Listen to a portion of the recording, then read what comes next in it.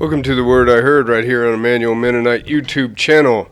We want to welcome you here. I'm Pastor Derek Hutchison. I'm the pastor at Emmanuel Mennonite. This is one of our elders, Mark Fisher. For those of you who have watched before, you know all that. For those of you who might be new, welcome to the channel. Welcome to our podcast. And one of the things that we do is Mark and I sit during the week and kind of go over the sermon that was preached the week before, if it was preached by me, if it was preached by somebody else, and we talk about what we heard, and if I was giving the sermon, I talk about what I tried to say.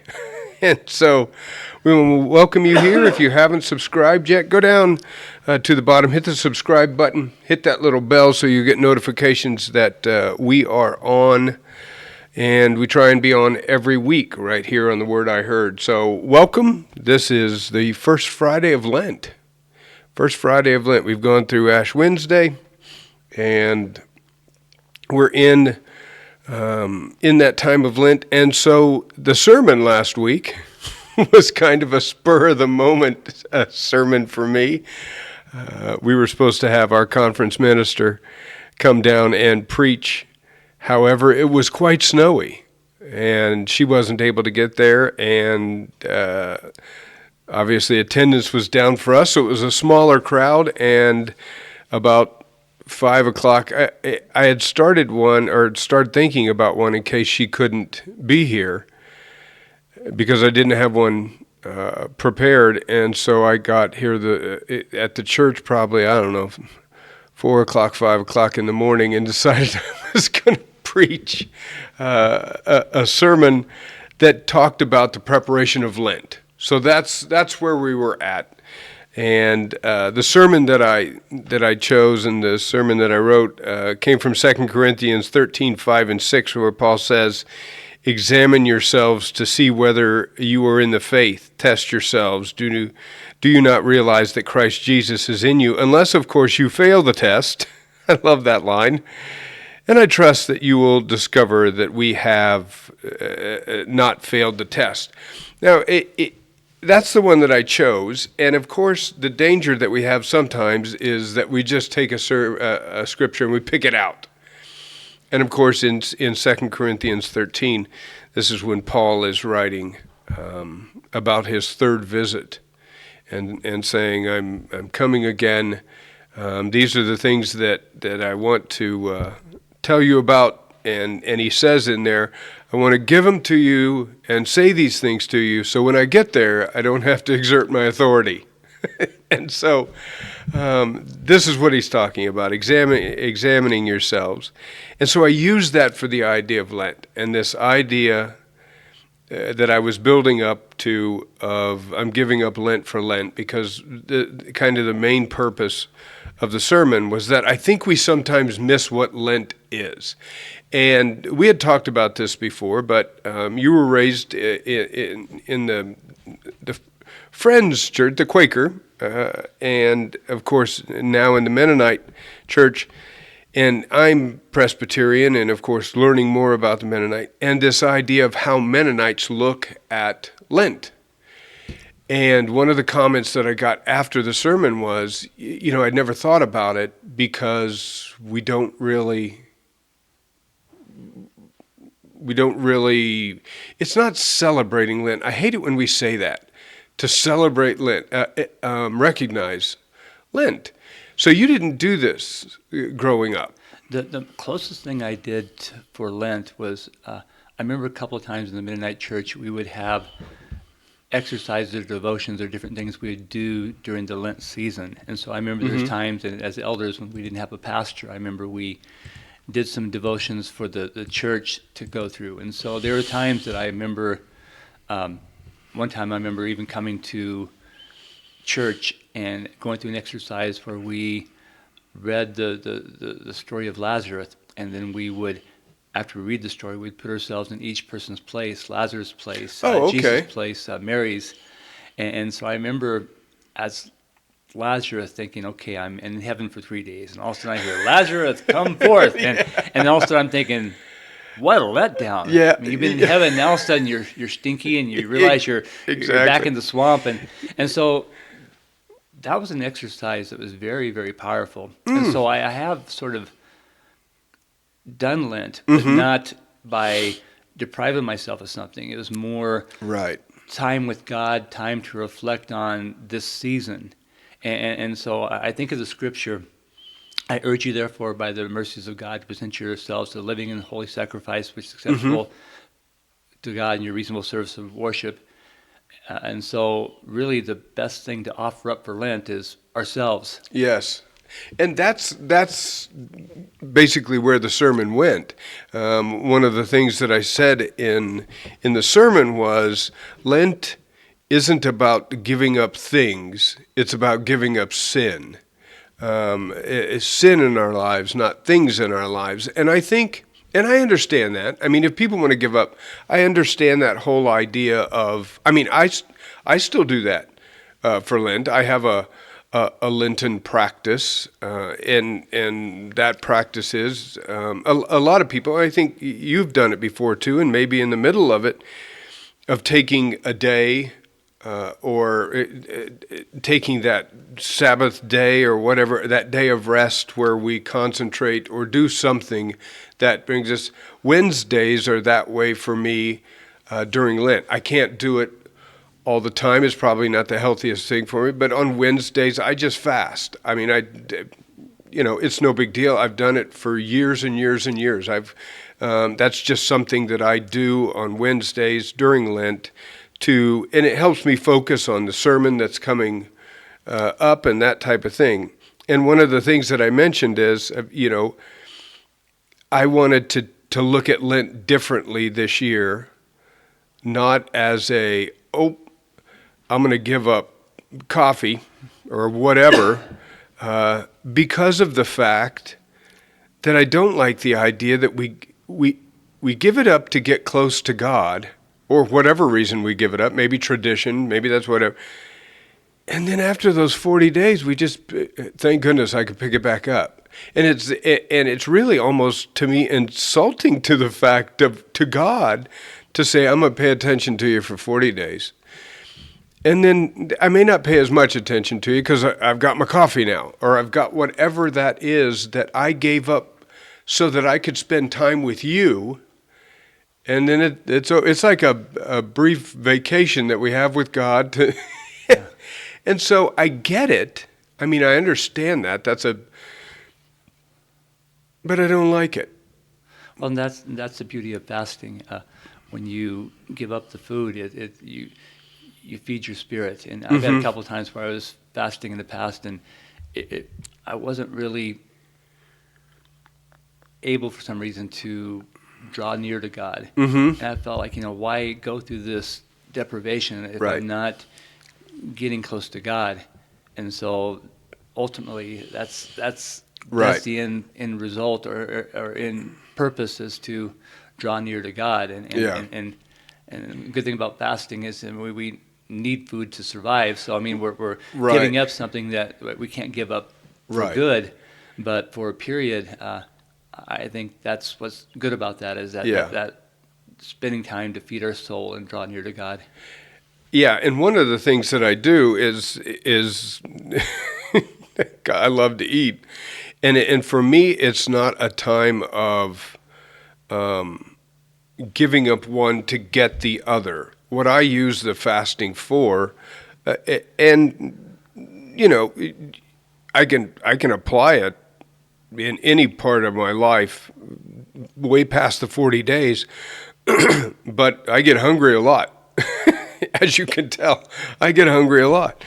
And so what I do on that day is I use that reminder of hunger, that my body saying, hey, if fatty, eat, man. Yeah. And whenever that happens, that's my cue. Okay, I either need to open up Scripture and read it, I need to work on my sermon, I need to go to God in prayer. And so throughout the day, probably more than I should, I feel hungry. And so instead of eating food on that day, going down to the kitchen, going and getting something, I say, okay, I'm going to use that. I'm going to use that for God. And of course, that's something that's applicable way past the 40 days. to pick it up, to just be a reminder to me. And that's what I use it as a reminder. So, and that's what I do for Lent. I mean, I don't, I try and recognize the season so that I can keep in the mentality of, okay, the church is in that season, even though people in the congregation may not be observing it. The church is in the season of Lent. We keep a kind of a seasonal schedule. We go, and yet, I think my biggest problem is when we keep seasons like this, and this is one of the problems that I have with the seasonal church. I understand that we recognize, I understand what Lent is for. It's for that preparation as we build towards Easter. But whether it be Christmas season, whether it be the Lenten season, whether it be Eastertide, whatever you want to call it in the Presbyterian Church, it's kind of a Christmastide, Eastertide, time of Lent, the time of Pentecost, whatever, we seem to flow out of it. And I think that's the danger. I think back to what we talked about last week and my amazement that you were talking to me about the Quaker Church not doing baptism and what communion, is it communion? Yes. Because of the idea of it's not making a change. I'm not seeing a difference. And that's what rings in my head, in my heart, is do we come out of Lent just happy to be? We seem to always come out of the season happy that it's over. Thank goodness. I mean, Christmas is so busy, and it culminates in the Christmas Eve service, and then we have Christmas Day, and then everybody goes, shh, and the pastor takes vacation. And, how do we then keep that throughout the year? I mean, I wish I knew. I don't know why. I don't know why we do it. But I don't know how we, and what I've come to realize is that Christianity is hard. The idea of following Jesus, of praying, of listening for him to speak to us and us to speak to him is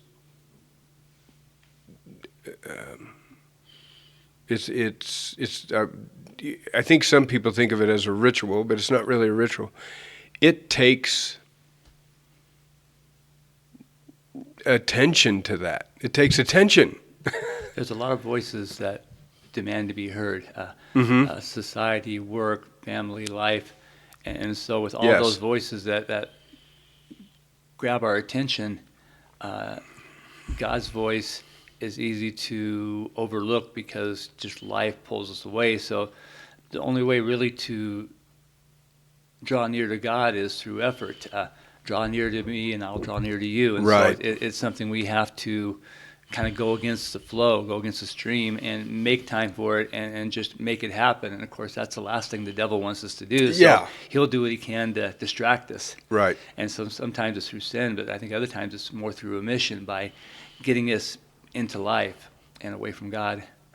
And that was, that's kind of one of the things, and this, as I prepared during Lent, and one of the things that has come to me during this time of Lent is, even from this first sermon, or not even the sermon on Lent, the first sermon of Lent is coming up, is this idea that God is speaking to me and saying this.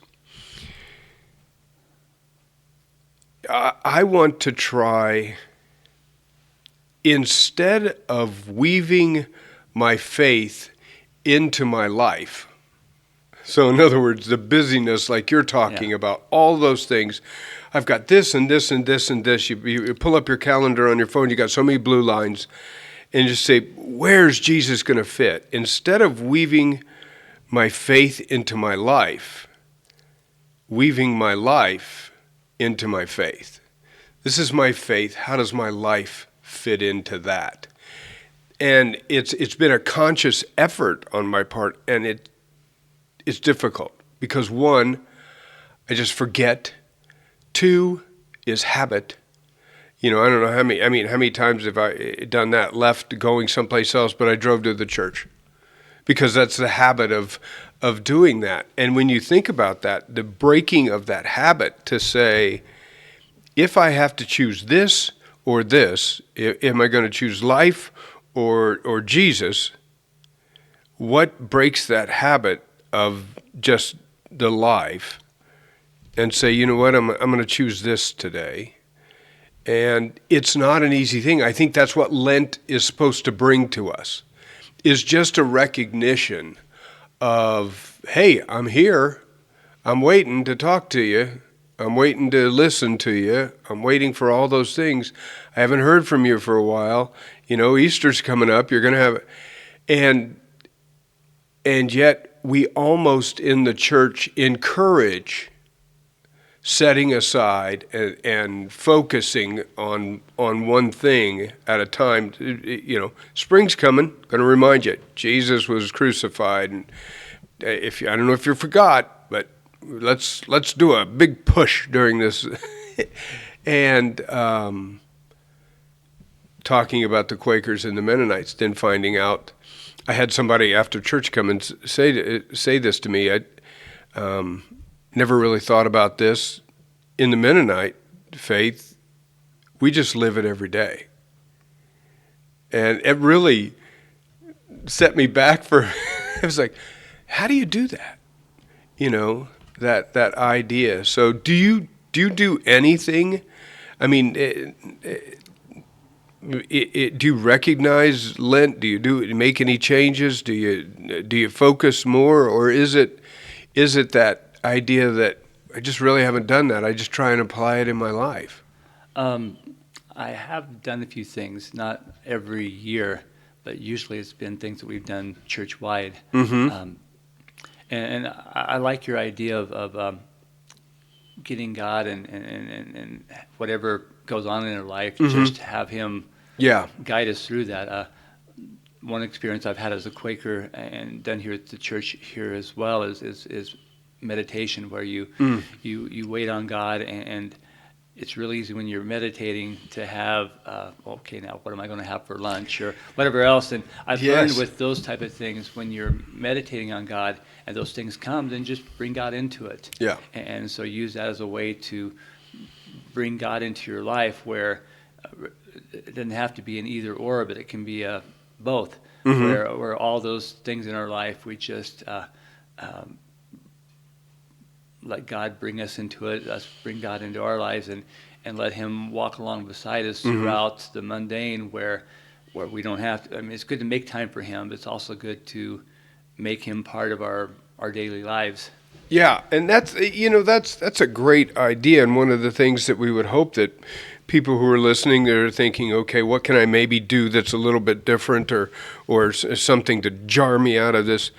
What you're talking about, this idea of meditation, I can remember it was early after I became commissioned lay pastor. I think we were at some sort of retreat, or we were at a training or something. There was an older gentleman named Sid Skirvin. I can remember he led us through something that's called a centering prayer.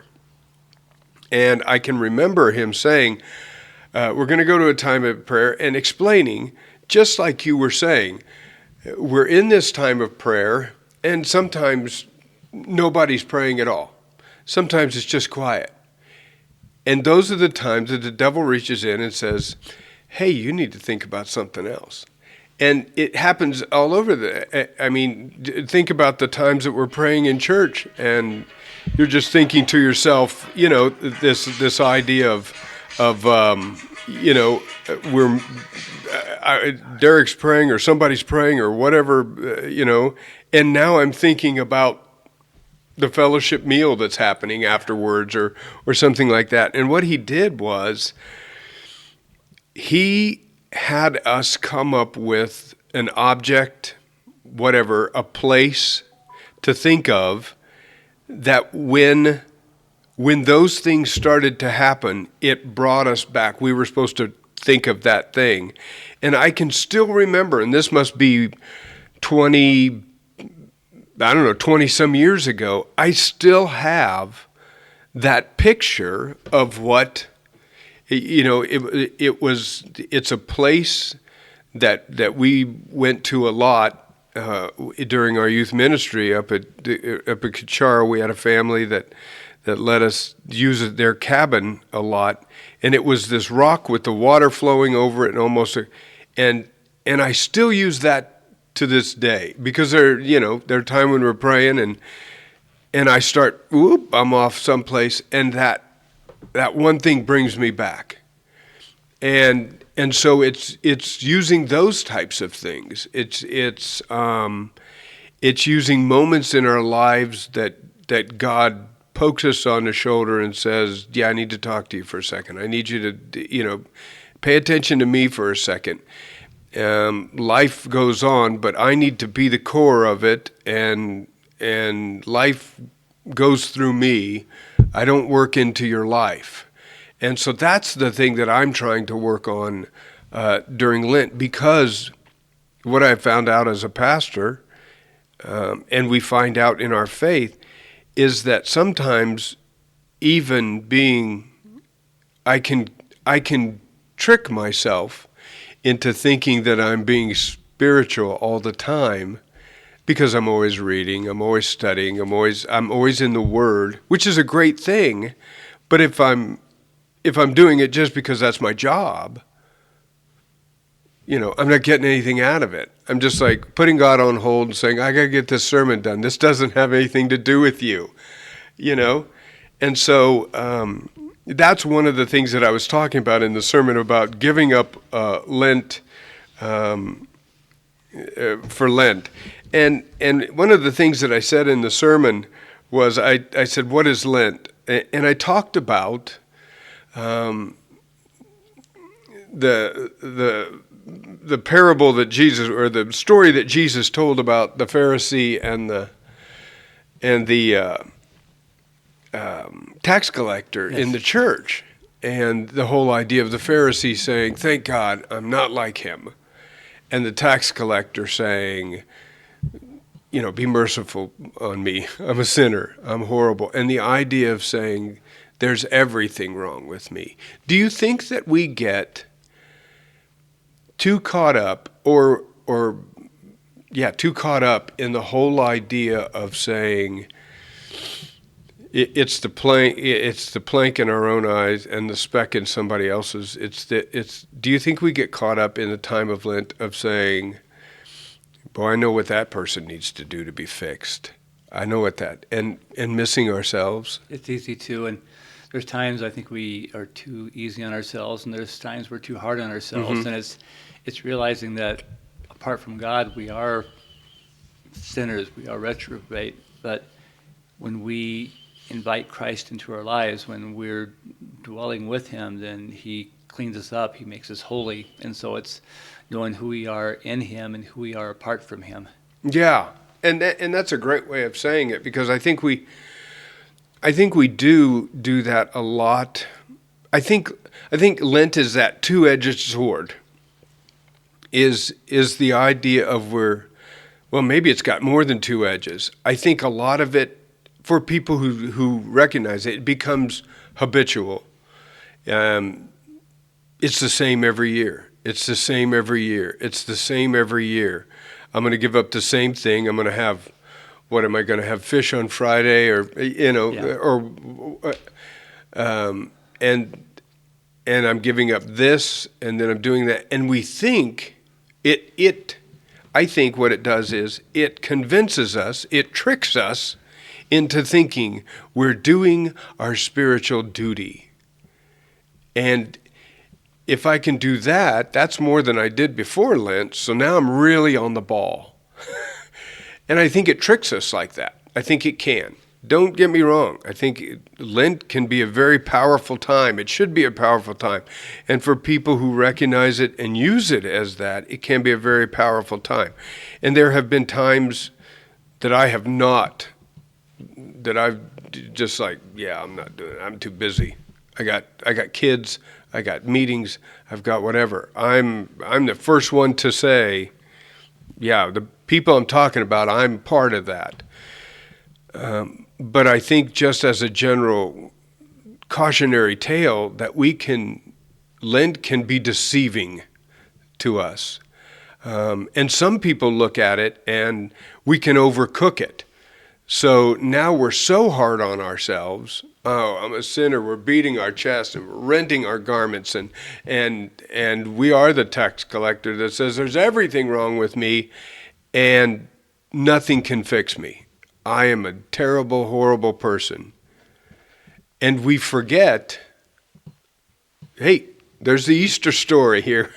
We've been forgiven in that, and there is victory in that, and we forget that. And it's one of the things I mentioned in the sermon was the idea of we seem to have done that in the church. We have missed the message, or either mixed the message or pushed the message so hard that Lent is now all the time and not, a time of reflection and then a time of victory. And so it's interesting. We've got a few minutes left, but we want to encourage you, whatever you're doing for Lent. If you're not doing anything for Lent, just keep on keeping on. But if you are doing things for Lent, try some of those things to keep God in prayer, to do that centering prayer, to keep the world away for a while, and to be reminded. With that said, I can't let something pass without us discussing it a little bit. I had a discussion with my wife, and here on the Word I Heard, it's not only the sermons that we heard, but the things that we've heard going forth. And we've got a few minutes left, but I want to get your take on it, okay? I don't know. I'll be the first one to say, I didn't watch the Super Bowl. I worked on my sermon. I actually watched A Journey to Bethlehem, Wow. which was it's just if you like musicals. So basically, it's the story of Mary and Joseph and how that whole thing happened, and their journey to Bethlehem. But it's a musical, and it's lighthearted. I wouldn't say that it's particularly dead on scripturally, but I watched that. Anyway, that being said, I didn't get to see any of the Super Bowl commercials.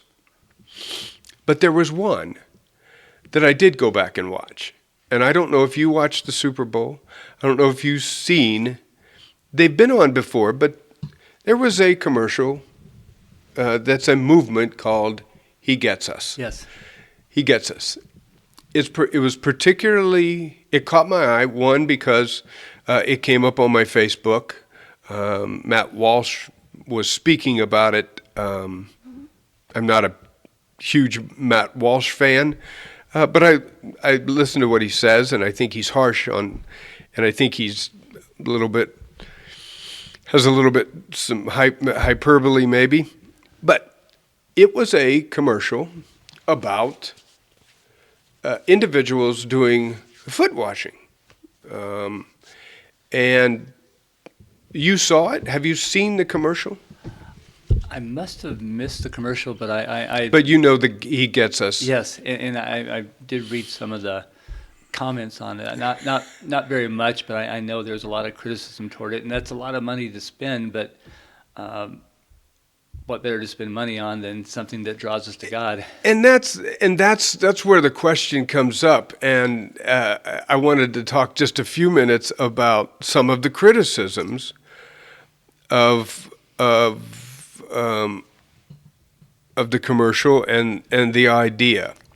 And one, because as I've said a number of times on the podcast, coming into the Mennonite Church as the pastor here and not being totally familiar with, you come to the realization that foot washing is a tenet, it's a pillar of the Mennonite Church. Not always, but, and I think it's probably waning some, but it is. Am I correct in saying, I don't want to say that if it's not. I know during Monday, Thursday, there's a few times that we've done foot washing, and more recently the hand washing, and so at least it is something that's definitely part of at least this congregation's yes, and we find it in the Confession of Faith from a Mennonite perspective. We find it in there. But anyway, the idea of foot washing, and one of the criticisms was that it took a single scene of Scripture. We read about Jesus washing the disciples' feet on what we celebrate as Maundy Thursday, the night that he was betrayed, the Last Supper, whatever you want to call it. And we don't really read about Jesus doing that any other, it's not like we read about Jesus washing people's feet all the time. And the criticism was, one, that it was politically charged. Two, was the fact that I just said. And three, and this is what I wanted to get your take on, because I know what I think about it, but I'm curious what you think about it, was exactly what you said. Does it make any difference? Is it worth it? And I'll tell you my take on it and what I told my wife. And I may be way off, and people who are listening may think that's a horrible thing that you just said, Derek. And if it offends you, I apologize for offending you, but it's the way that I feel. I feel that commercials like that during the Super Bowl, there's only really two things that happen in it. One, the people who hate us as Christians because they have a belief of whatever we are, whether we're bigoted, whether we're homophobic, whether we're hateful, whatever the outside of the church, the very thing that Jesus said they would think about us, either the people who are watching it who hate us don't care about that commercial. We haven't changed anybody's mind. And the people who look at it and say, a Christian commercial, the only thing that type of commercial does is make us fight. And so I look at it and I say, what good came from that commercial? Your thoughts? Am I wrong? What I think about is when Jesus had a woman wash his feet with her hair.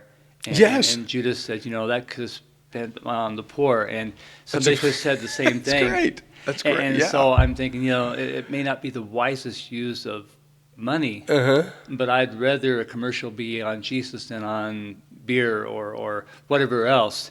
And if one person looked at that commercial and thought, that's interesting, maybe I should check it out. Then it's worth it. Then it's worth it. I mean, because what is profit the man if he gains the whole world and loses his own soul? Yeah. So, that's a great point. That's a great point. That's something that I hadn't thought of. Was it Mary? It was Mary at his feet, right? Broke open the jar of expensive perfume. Yeah. And I hadn't even thought about that. Thank you for bringing that up. That's a great point. That is a great point. The whole idea of, because that was Judas's thing. But you just spent all that, that's a very expensive jar of perfume. You just, in a sense, saying you just wasted it on Jesus. Yes. We could have sold it and done all these things. And of course, in a very real way, that's exactly what I'm saying. So great point. Yeah, I had not thought of that. Yeah. But I thought it was interesting, one, that Christianity got a word into a very secular thing And two, that even in the midst of that little tiny triumph, we fought. I thought it was interesting. We can't even just sit back and say, look at that, a small victory for Jesus. We have to fight about it. All we had, and we fought about it, and we're fighting about it. Well, we're not fighting about it, but people are fighting about it because of the politics of it, not because of the spirituality of it. And people are saying, and especially people like Matt Walsh and the very people who don't care about it.